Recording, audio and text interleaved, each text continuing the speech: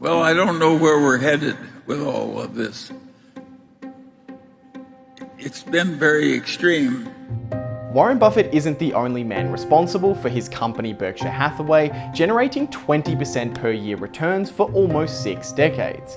Charlie Munger, Warren Buffett's right-hand man, is also a wildly successful investor, responsible for many of Berkshire's most successful investments. And today, Munger sat down for a 6-hour Q&A session with Buffett, where he provided a frightening outlook for the stock market in 2023. Just last week, another US bank collapsed, signaling that the banking crisis is far from over, all while the Federal Reserve struggles to get inflation under control without crippling the economy. In this video, I'm going to be breaking down some clips of Charlie Munger from the Berkshire Hathaway annual meeting, including his outlook on the future of value investing and the economy. Also, I'm trying to hit 200,000 subscribers by the end of the year, so if you'd like to help me achieve that, the best thing you can do is go below this video and hit that subscribe button. In 2023, the US is wading through uncharted economic waters, and it has a lot to do with the Federal Reserve's balance sheet. Does the current size of the Federal Reserve balance sheet concern you? The Federal Reserve is the central bank of the United States. You can think of it as the bank of the banks, and it uses some monetary tools available to it to help control the economy and ultimately reduce the impact of financial crises. And one of the monetary tools that the Fed uses is their balance sheet. The Fed can buy, hold, and sell all kinds of financial instruments such as US government bonds known as treasury bonds. The balance sheet is simply a record of all of the assets and liabilities that the Federal Reserve holds. But how does the Federal Reserve get the money to buy all of these assets? Well, they just create it out of thin air. You'll hear most people, including me, refer to this as money printing. And while in reality they are just changing numbers on a screen, thinking of it as money printing is a simpler way to understand the consequences of their buying. The more assets they buy, the more money they are pushing into the economy. Currently, the Fed's balance sheet has $8.5 trillion of assets. Well, I don't know where we're headed with all of this. It's been very extreme. The Federal Reserve printing money and buying financial assets pushes money into the markets and ultimately helps stimulate growth, which makes it a very useful tool for fighting economic hardship. The two biggest increases in the Fed's balance sheet came in 2008 and 2020, both times where the US economy was on the brink of complete collapse. And both times with the Federal Reserve's help, a prolonged period of depression was avoided. I think that you could be pretty extreme in fighting depressions and so forth if you reverted afterwards to a period of some discipline.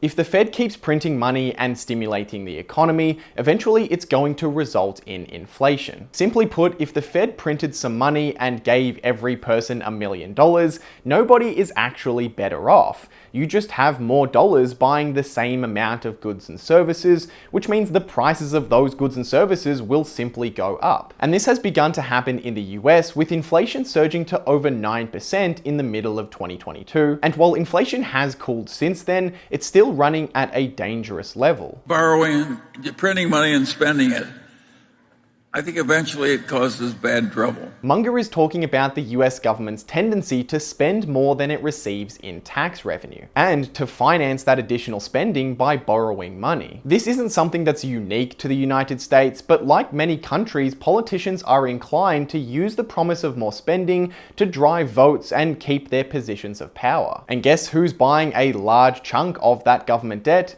Yep, the Federal Reserve. And there's also no shortage of examples around the globe of this situation taken too far. You can see it in Latin America. Latin America let its currency get out of control all the time, and of course it lagged the United States in economic achievement greatly.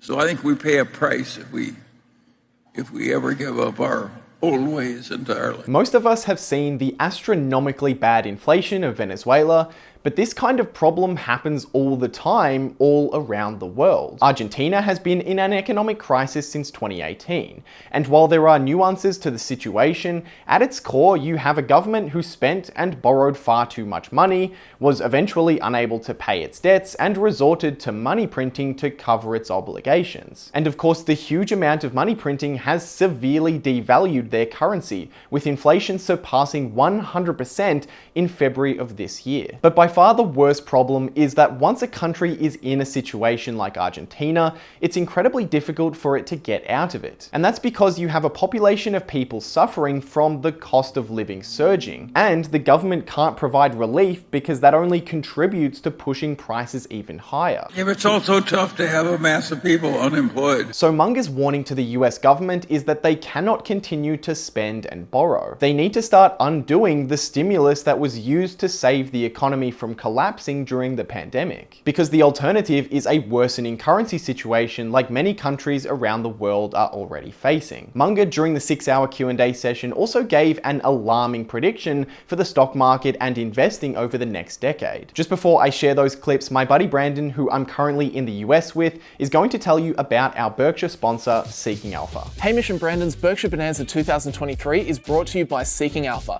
Try Seeking Alpha Premium today to access Seeking Alpha's rating system, valuation breakdowns, 10 years of financial data, unlimited news and analysis articles, plus have earnings call transcripts, investor presentations, SEC filings, and press releases all in the one place. With the suite of tools that come with Seeking Alpha Premium, you can be confident no matter what company you're looking at, you'll be able to get up to speed fast. But the best thing about our partnership is if you sign up with our referral link, you can access a 14-day free trial of Seeking Alpha Premium. So go check them out, give Seeking Alpha Premium a go for yourself, and now let's get back to it.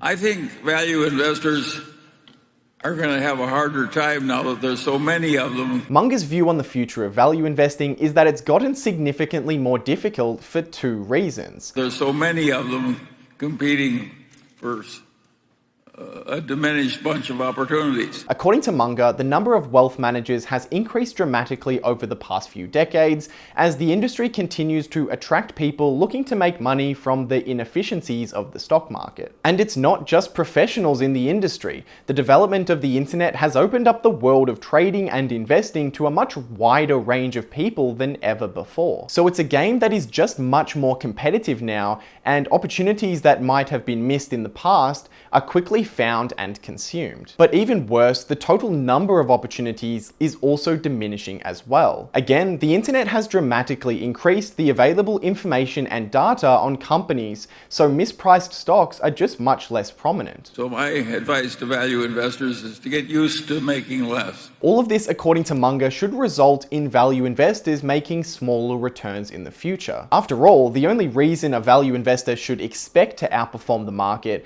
is if you can consistently find businesses with stock prices that are far lower than they deserve to be. And with more information, data, and people looking for these anomalies, you'll be less likely to outperform the market, or at the very least, your outperformance will be to a lesser degree. There is so much money now in the hands of so many smart people, all trying to outsmart one another and outpromote one another, getting more money out of other people. It's a radically different world from the world we started in. Munger has an inside perspective on the shift in opportunities as he's been investing his entire life.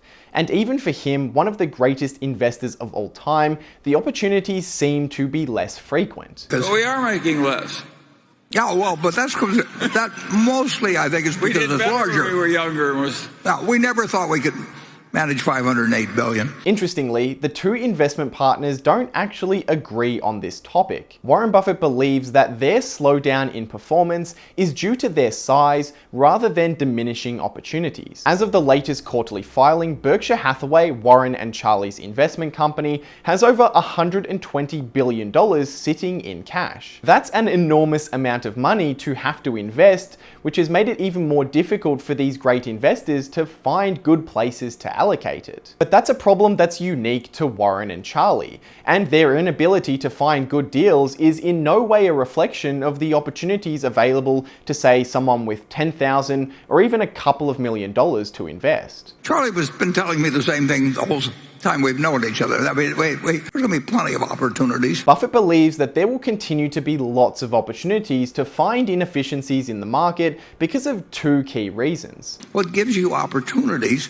is other people doing dumb things. While there is more information and more smart people investing in markets, it's still a place where individuals make choices, and humans will never be able to completely overcome irrationality. And the existence of irrationality means there will be opportunities. I would say there's been a great increase in the number of people doing dumb things, and they do big dumb things, and the reason they do it to some extent is because they can get money from other people so much easier than when we started. And the interesting thing about the past decade is that getting capital to invest in businesses has been practically free. Interest rates were rock bottom for a very long time, meaning a huge number of people deployed capital in ways that over the next few years will look incredibly stupid. But beyond that, humans are also incredibly short-term focused, and that bleeds into the stock market as well. The world is overwhelmingly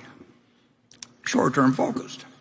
And if you go to an investor relations call, they're all trying to figure out how to fill out a sheet to show the earnings for the year. And the management is interested in feeding them expectations that will slightly be beaten. I mean, that is a world that's made to order for anybody that's trying to think about what you do that should work over 5 or 10 or 20 years. Fundamentally, most wealth managers are looking at stocks as if the next quarter or the next 12 months is where all the opportunity is. So even with a much larger number of investors in the market, there is still very little competition for long-term investors. What has worked for Buffett for the majority of his career is looking for the rare moments where an incredible business is selling for a reasonable price. Sometimes that's going to be a business with plenty of room to grow, where the market is irrationally pessimistic because of its quarterly performance. Or sometimes it's a business that's completely fallen out of favor from investors, but can still have some value that it can distribute to shareholders over time.